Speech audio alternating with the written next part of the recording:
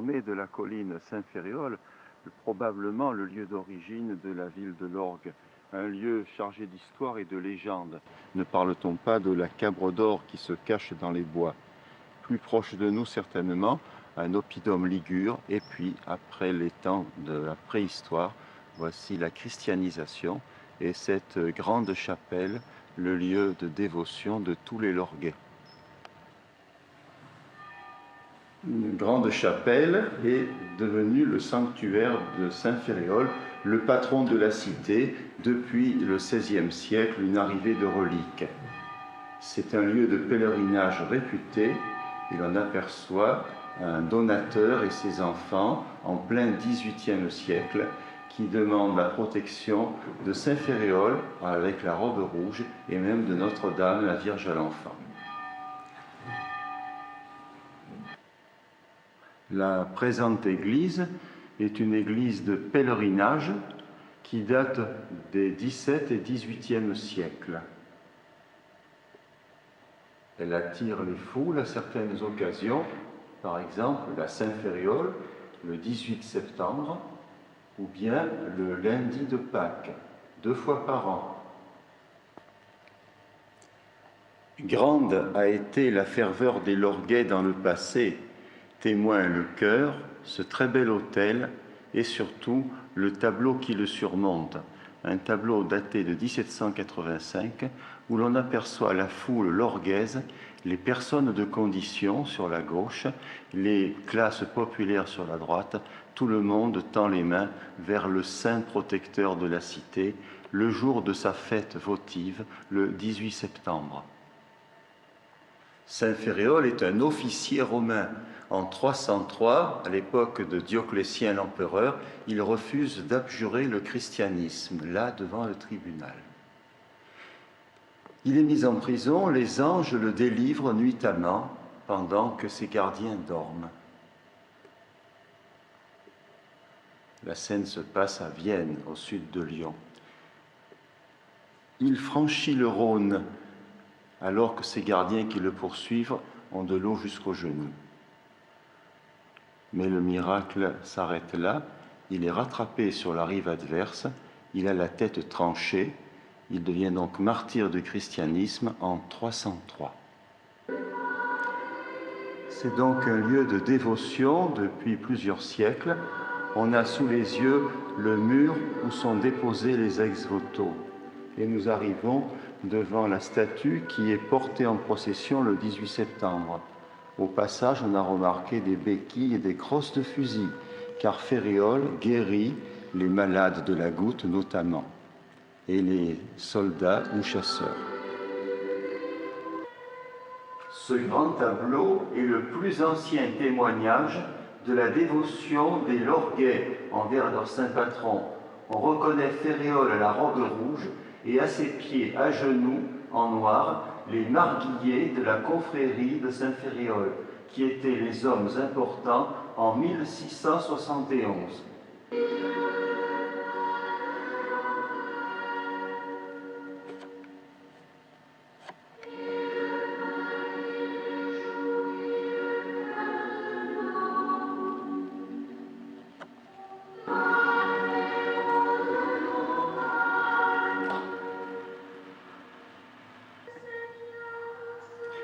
La salle capitulaire de l'ancien couvent capucin, qui n'était que ruine, a été restaurée par l'Association des Amis de Saint-Ferréol.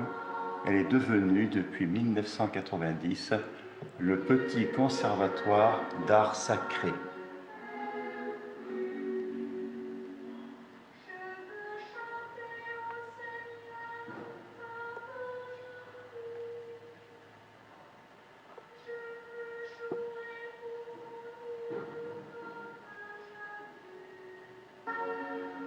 La statue de Notre-Dame de la Porte Sarrazine est aujourd'hui à l'abri dans notre salle capitulaire après avoir été la protectrice des Lorguais.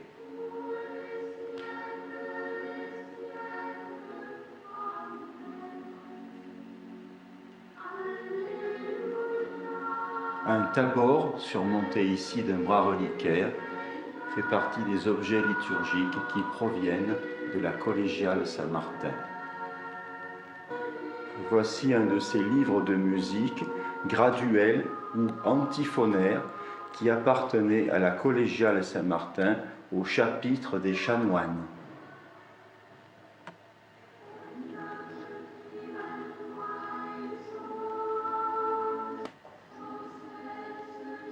Voici les bustes reliquaires en provenance de la collégiale qui ont trouvé une place superbe derrière les pentures d'autel.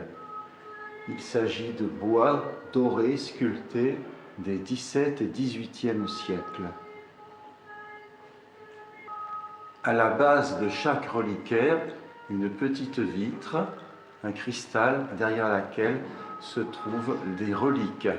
Le dernier des bustes est celui de Saint-Lambert, particulièrement connu et réputé dans la région, à l'orgue comme à Strauss.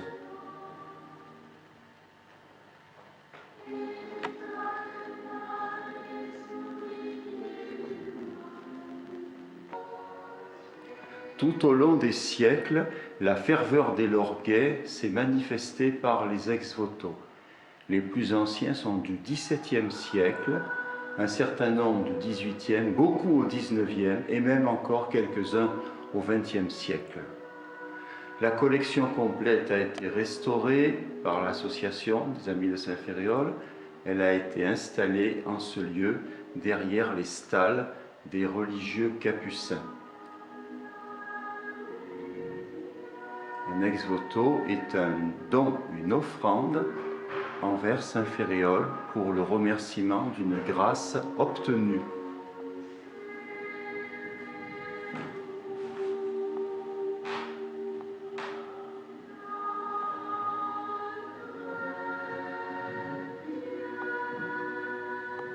François Goran, en 1809, part à la chasse. Il a trop mis de poudre, son fusil explose, il a failli mourir. Joseph Mouriès, d'une vieille famille lorguaise, déménage à la Saint-Michel de 1843. L'accord de casse, tout le monde est catastrophé, sauf lui. Mais on aperçoit dans sa cloison nuageuse le Saint-Ferréol, le bon Saint-Ferréol qui va le protéger pendant que c'est la panique générale. En 1843, Marie Rouvier souffre d'une tumeur au sein. L'hôpital vient à elle, 4 médecins, une assistante. On appelle le curé, son enfant de cœur. Elle est dans son lit, recouverte de la coiffe. On lui fait l'opération sans anesthésie ni antibiotique. Marie Rouvier n'est pas morte. Elle a fait don, votum, de l'ex-voto, qui représente sa souffrance. C'est dans les maternités et dans les naissances que se trouvent les plus grands risques de la vie. Célestin Trottoba a une mère douce qui le berce. On aperçoit sur la gauche le petit mobilier. On rentre là où jamais autre que le mari, le médecin ou le curé ne peuvent rentrer, dans la chambre, dans l'intimité d'un couple. Tout est soigné chez Marguerite Ravaille, épouse Muret. Tout est soigné, son intérieur, son lit, la courte pointe, le petit feu dans la cheminée.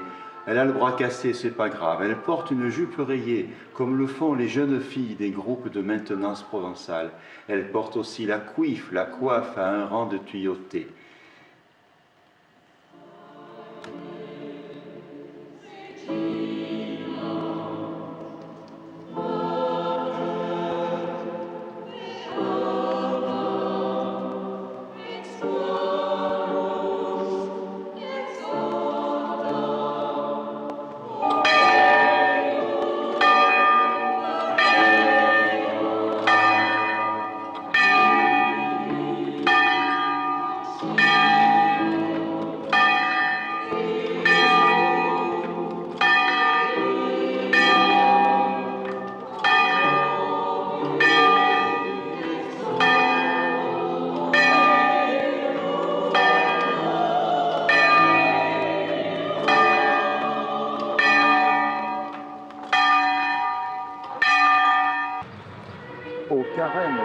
1704, les Lorguais s'étaient étouffés dans la vieille église de la rue Saint-Martin.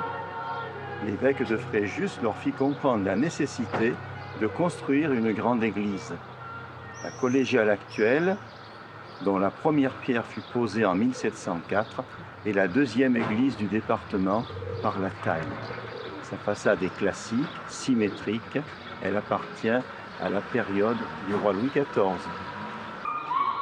Il n'a fallu que 25 ans pour la réaliser, 1704-1729. Elle correspondait aux besoins de l'époque, les 5000 Lorguais. On fit appel, la communauté, à un architecte d'Aix-en-Provence, Verrier. Et c'est l'entrepreneur Paumet de Toulon qui réalisa l'ouvrage dans son entier.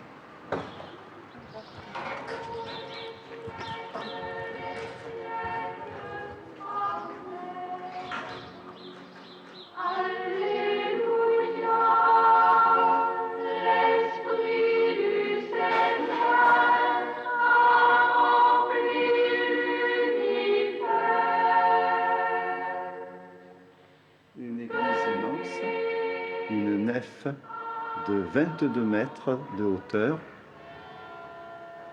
Quand il y a une grande cérémonie, on peut mettre à peu près 1 millier de personnes. Le mobilier liturgique, chacun de ces autels et rétables était entretenu par une confrérie, hommes ou femmes.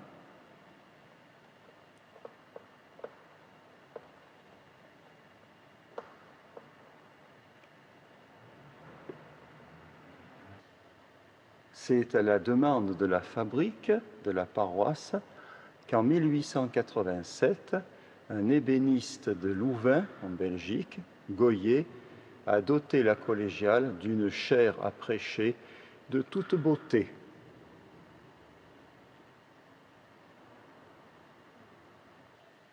Le maître-autel, un bijou d'élégance datant de 1784, acheté par la confrérie du Saint-Sacrement et qui était un ouvrage en marbre polychrome, le seul du style baroque. On observe la coupole, on observe les cariatides.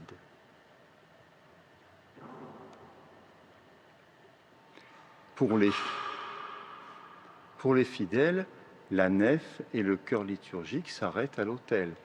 Mais derrière se trouve l'espace réservé aux chanoines du chapitre collégial. Le lutrin est un beau meuble posé. Le lutrin date de 1729. On y dépose les partitions de musique grégorienne. On aperçoit le pupitre sur lequel se trouvent des traces de ces chants grégoriens, antiphonaires et graduels. Et enfin, les armes de la collégiale, c'est-à-dire l'agneau crucifère, porteur de croix.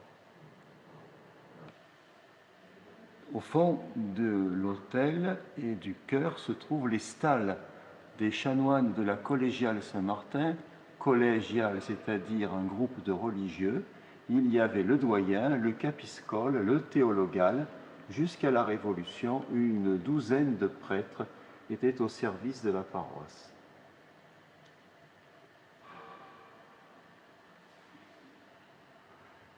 Parmi les grandes toiles qui ornent le chevet de la collégiale, le sacrifice d'Abraham, estimé XVIIIe siècle. Saint-Martin en cavalier, Saint-Martin coupe son manteau en deux, une part pour l'État romain, une part pour lui.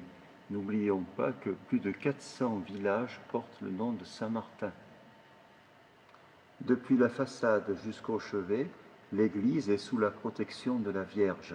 Sur la façade, c'est la statue Notre-Dame du Belvédère, et ici, c'est l'Assomption de la Vierge Marie. Saint Martin a quitté l'armée romaine, le voici en évêque à Tours, où sont déposées ses reliques. Cette toile est datée 1749. Elle est due à un peintre de la Marine à Toulon. Elle représente le festin à Emmaüs.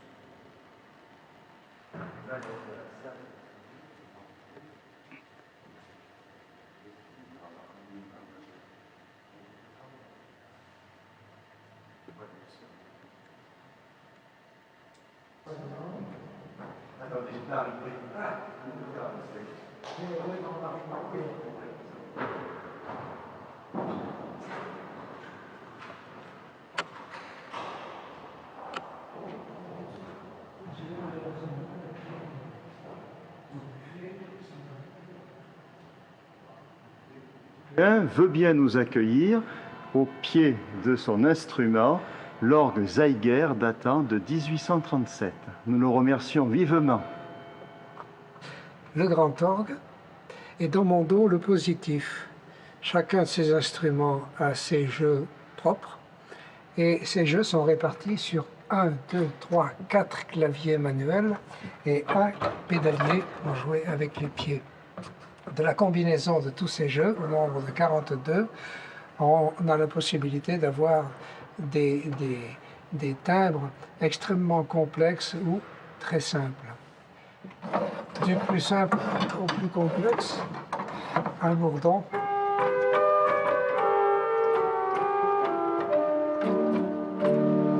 Son grand frère, à l'octave au-dessous. Son petit frère, à l'octave au-dessus.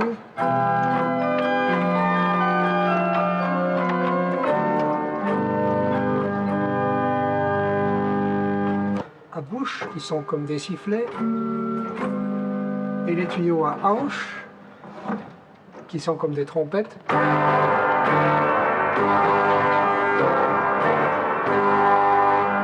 peut avoir une infinité de combinaisons.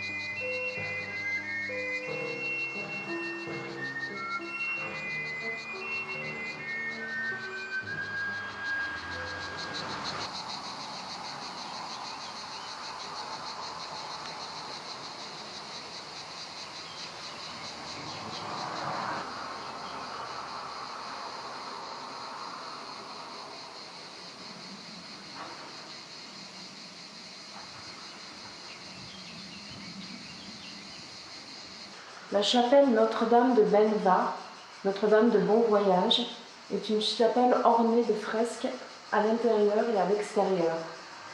À l'intérieur, l'enfer, le purgatoire et le paradis sont représentés.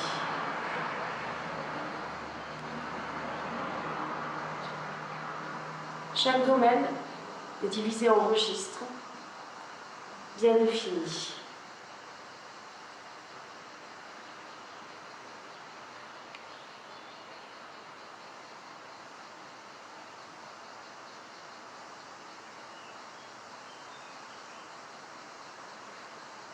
Le paradis, des hommes d'église, le Christ assimilé à Dieu le Père, la Vierge en prière, trônant, des femmes, la tour accueillant les élus, Saint-Pierre à l'entrée.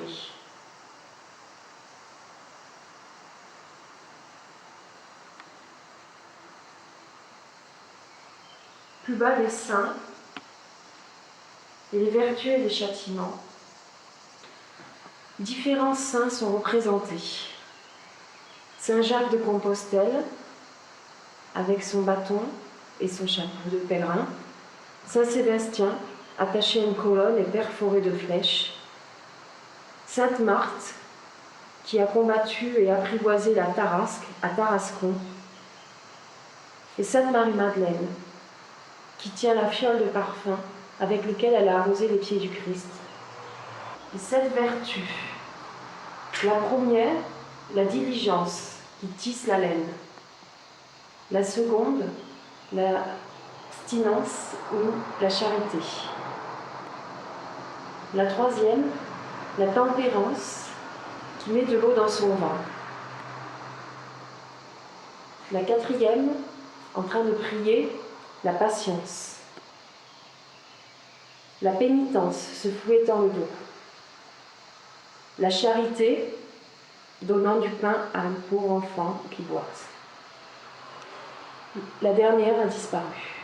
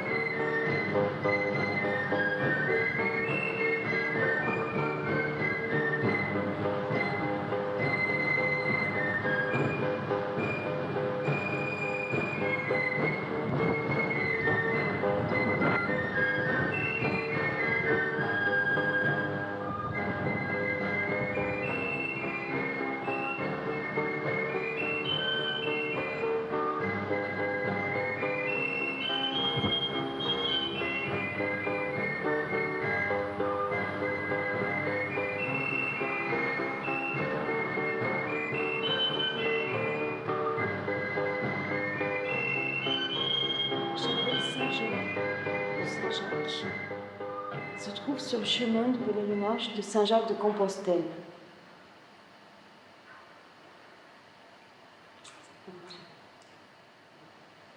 Elle a été restaurée dernièrement par les amis de Saint-Jaume qui y célèbrent quelquefois des messes.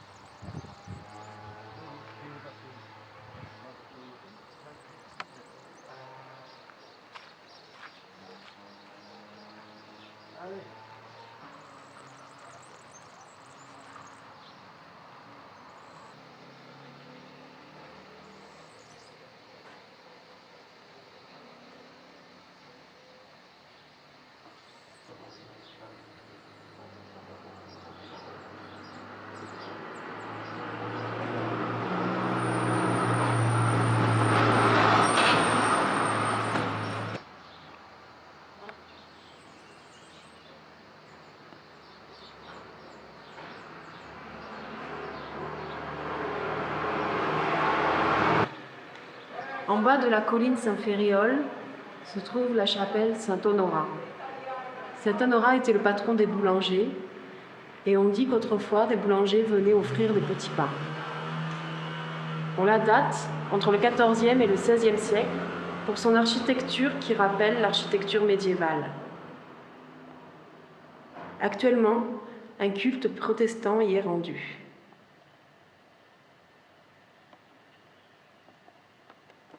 Fontaine de Lannoy, l'emblème de la ville de l'Orgue. À l'Orgue, il n'y a pas de bains thermaux, mais l'eau est partout présente. Il y a des sources et l'on ne compte pas moins de 18 fontaines. La plus belle est devant nous, la fontaine de Lannoy, la Fouan des Lanouilles. Elle fait l'admiration de tous, elle appartient à la catégorie des fontaines de prestige. Sous Louis XV, en 1771, elle a été édifiée par la volonté des consuls de l'époque, Régnier, Olivier, Ventre, ils firent appel à un architecte fameux, Antoine Torca. Torca avait eu connaissance des fontaines d'Aix-en-Provence au XVIIIe. Il nous livra un superbe édifice classique du style Louis XV, le bassin, les 4 dauphins ou tritons, la colonne surmontée de la noix. C'est le surnom, paraît-il, des Lorguais. Ce n'est jamais très flatteur. Selon la mémoire collective, le jour de l'inauguration, l'eau de la fontaine eut, dit-on, le curieux privilège de brouiller la raison. En effet, il advint qu'à tous les jets coula du vin. Et ce n'est pas d'aujourd'hui que date la bonne réputation du vin de l'Orgue. Sous la Révolution, la fontaine eut à subir des dégradations. Plus tard, elle fut restaurée en 1818 et c'est seulement en 1926 qu'elle fut inscrite à l'inventaire des monuments historiques. Enfin, l'usure du temps nécessita 2 campagnes de restauration entreprises par la municipalité Mariani. En 1988, le bassin et en 1997, ces 4 dauphins qui sont des animaux mythologiques. On sait qu'en Provence, l'eau, c'est de l'or et l'orgue n'échappe pas à la règle. La fontaine du marché rassemblait plusieurs fois dans l'année un marché d'importance. Elle date, cette fontaine, du XVIIIe siècle, à peu près comme la précédente. Elle vient d'être restaurée et elle est très curieuse par les canons recourbés que vous apercevez.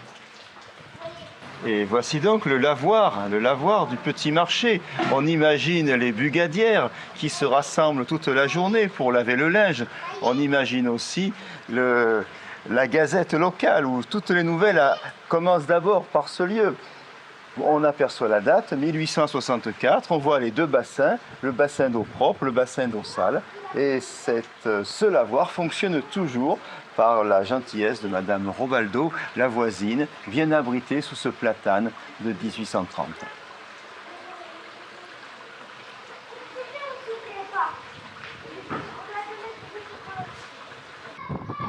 La fontaine basse ou la font couverte, c'est tout un mystère. C'est la seule de ce genre qui existe pratiquement en France. Elle vient d'être restaurée en 1997. C'est un réservoir, un bassin d'eau qui recueille des eaux au point le plus bas pour une éventuelle irrigation des prairies qui se trouvaient à côté. À l'observation, c'est un très bel édifice datant du XII-XIIIe, l'architecture romane, imitée très probablement des cisterciens du Toronnais.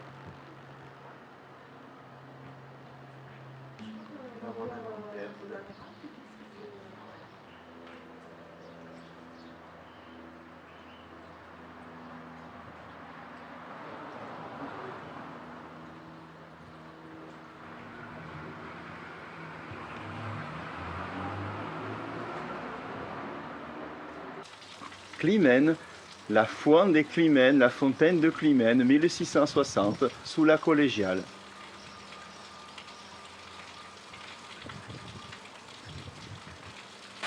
Et quelle vigueur dans cette eau bienfaisante que tous les Lorguais utilisent pour leur jardin et leur bugade.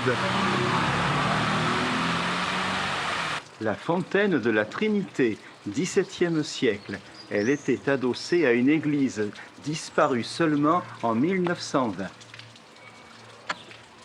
En Provence, on apprécie tellement les fontaines que ici à l'Orgue, en 1924, on en installe encore de nouvelles, non plus pour les besoins de la consommation, mais pour la beauté de l'eau qui tombe dans la vasque.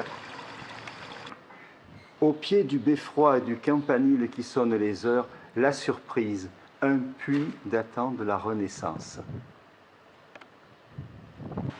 Devant la très belle porte et le balcon de l'ancien palais de justice, 1768, nous allons découvrir une des plus belles fontaines de l'Orgue, celle de la Place Neuve.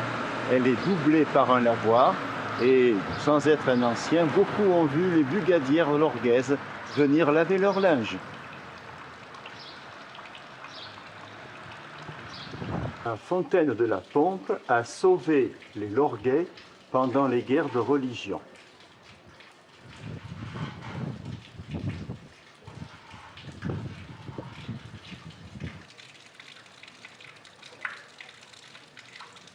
La fontaine de la porte du Tronc. Ce n'est pas le bruit du tonnerre, tronc, mais c'est le bruit de l'eau admirons le beau vase Médicis qui surmonte cette fontaine de 1840.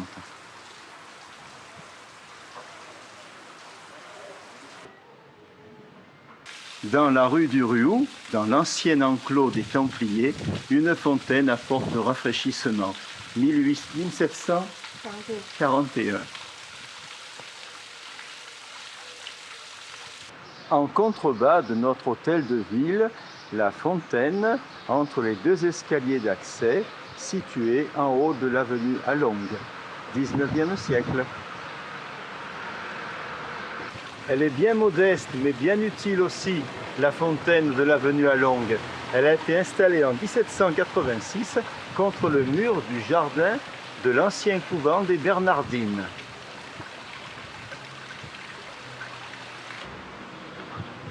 À l'ombre des platanes, sur la place de la Poste, une de ces fontaines qui font la richesse et la beauté de notre ville.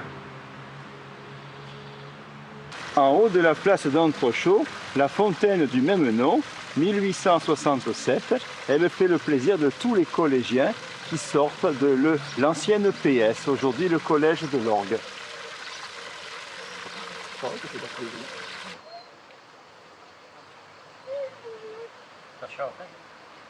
Encore aujourd'hui, c'est mieux que les autres. Il y a un peu d'air. Le lavoir, construit en 1901, à côté de la source de la Canale, à l'Orgue, exerçait à l'évidence une fonction sociale. On imagine le caquet des bugadières s'échangeant les nouvelles de tout le pays.